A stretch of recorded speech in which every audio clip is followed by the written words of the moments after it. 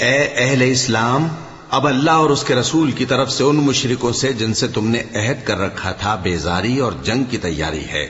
سو مشرکو، تم زمین میں 4 مہینے چل پھر لو اور جان رکھو کہ تم اللہ کو عاجز نہ کر سکو گے، اور یہ بھی کہ اللہ کافروں کو رسوا کرنے والا ہے۔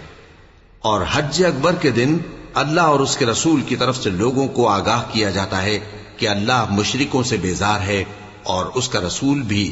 اب اگر تم توبہ کر لو تو تمہارے حق میں بہتر ہے، اور اگر نہ مانو تو جان رکھو کہ تم اللہ کو ہرا نہیں سکو گے۔ اور اے پیغمبر، کافروں کو دکھ دینے والے عذاب کی خبر سنا دو۔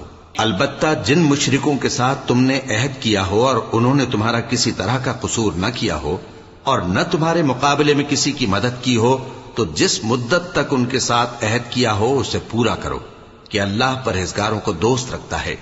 پس جب عزت کے مہینے گزر جائیں تو مشرک